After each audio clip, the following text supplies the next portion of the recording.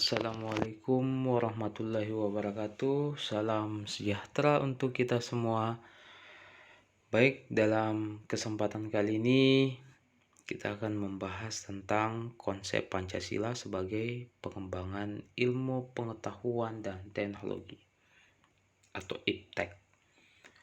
Di mana dalam pengertiannya IPTEK atau ilmu pengetahuan dan teknologi merupakan suatu sumber informasi yang dapat meningkatkan pengetahuan ataupun wawasan seseorang di bidang teknologi. Kita tahu bahwa perkembangan ilmu pengetahuan dan teknologi sangat menunjang bagi sumber daya manusia yang dimiliki oleh seluruh negara yang ada di dunia ini, yang kemudian dapat mempermudah kita, dapat mengefisiensi dan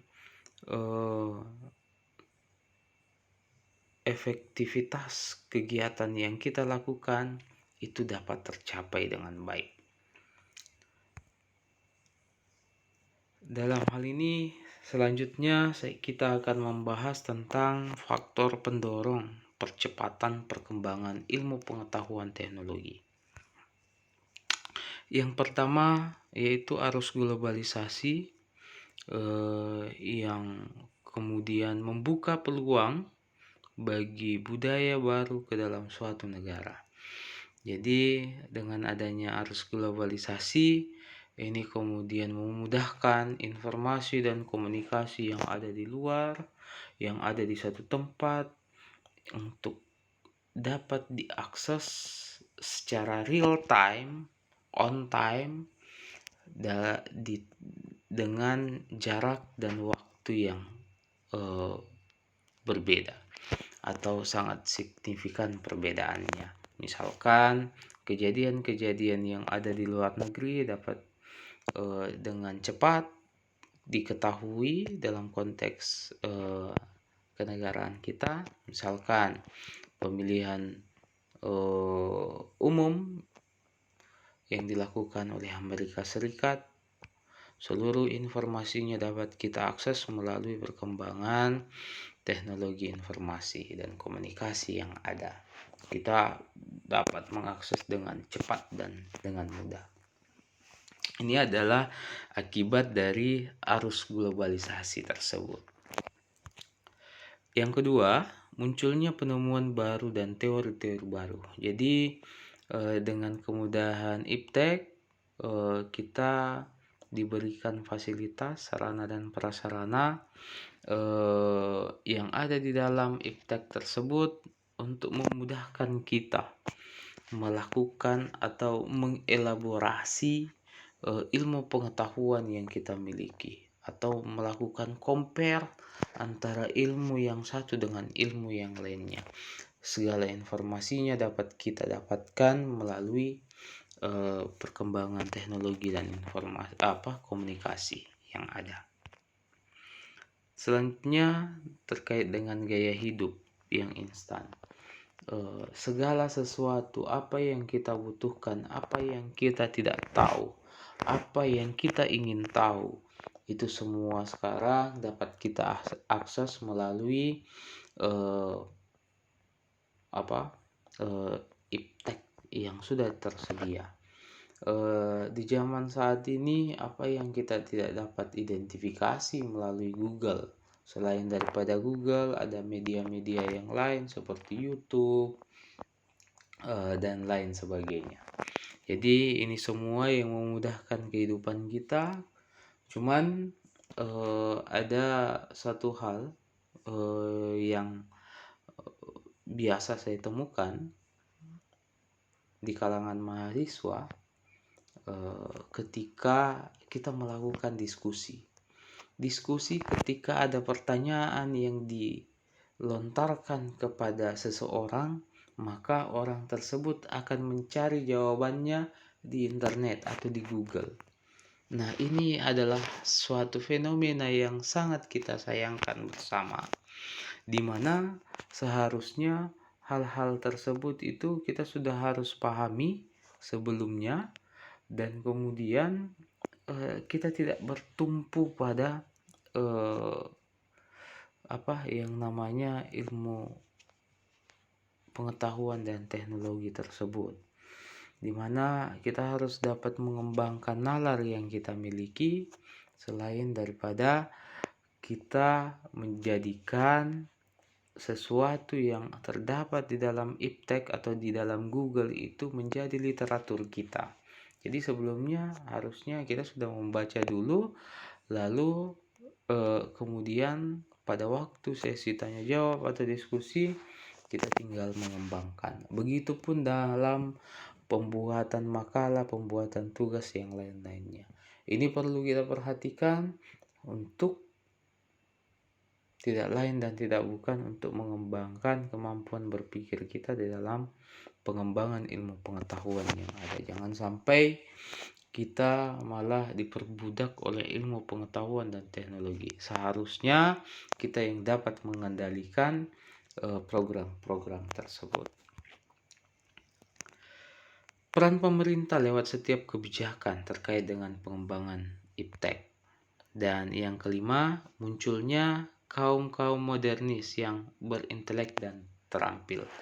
Jadi diharapkan dengan perkembangan iptek yang sangat pesat itu dapat menghasilkan ilmuwan-ilmuwan baru, ilmuwan-ilmuwan muda yang kemudian para generasi penerus ini yang akan menjalankan kehidupan bernegara kita di masa yang akan datang.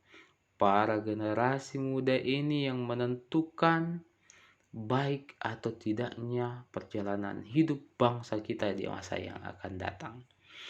Para generasi penerus bangsa ini yang akan menentukan keberlangsungan negara kita di masa yang akan datang.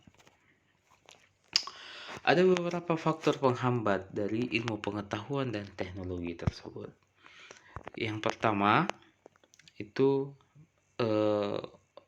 kebudayaan yang etnosentris, di mana sukuisme yang sangat mendominasi, yang kemudian melekat kepada diri seseorang, yang kemudian membuat kita menjadi tertutup terhadap dunia luar.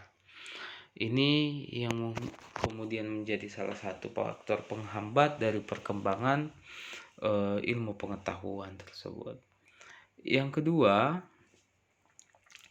kurangnya daya kreatif dan inovatif yang dimiliki oleh sumber daya manusia. Jadi diharapkan SDM yang kita miliki itu mampu dan cakap, memiliki kreativitas dan inovasi yang cemerlang untuk mengembangkan ilmu pengetahuan. Ini adalah satu penghambat, salah satu faktor penghambat karena kita memiliki sumber daya manusia yang sangat luar biasa besar dari segi kuantitasnya. Namun terkait dengan kreativitas dan inovasi ini masih sangat terbatas. Ini yang perlu kita tingkatkan. Selanjutnya yang ketiga adalah tingkat pendidikan yang rendah. Jadi dengan adanya program-program yang dilakukan oleh pemerintah untuk mewajibkan warga negara mengampu pendidikan, ini adalah salah satu terobosan atau salah satu ide yang dimiliki oleh pemerintah untuk meningkatkan pendidikan yang atau kualitas pendidikan yang ada di negara kita. Yang terakhir adalah sarana prasarana yang tidak mendukung atau tidak memadai. Ini juga menjadi faktor yang utama, faktor yang sangat urgen dalam perkembangan ilmu pengetahuan dan teknologi tersebut. Karena dalam pengembangan iptek tersebut kita membutuhkan sarana dan prasarana yang memadai, alat-alat yang canggih dan seterusnya untuk dapat kita gunakan sebagaimana mestinya. Selanjutnya ada peran Pancasila dalam perkembangan iptek. Seperti apa perannya?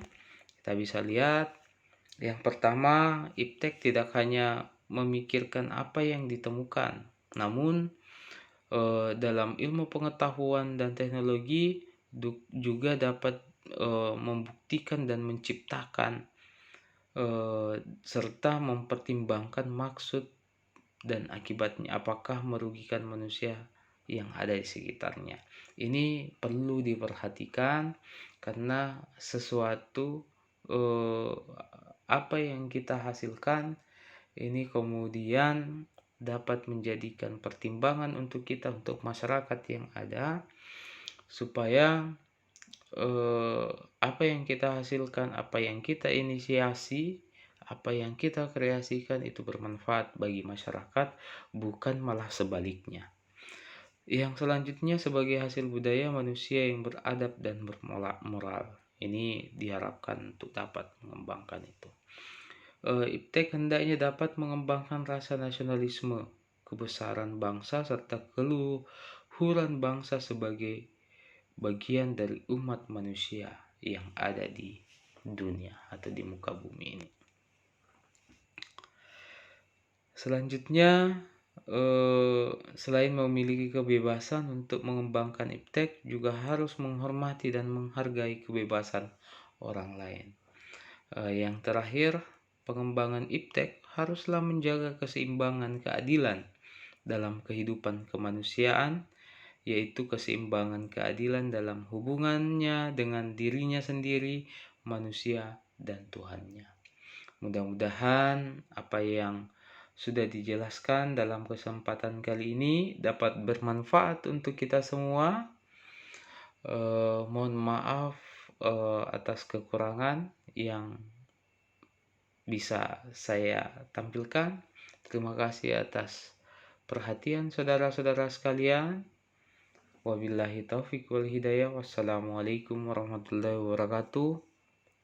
Salam sejahtera untuk kita semua.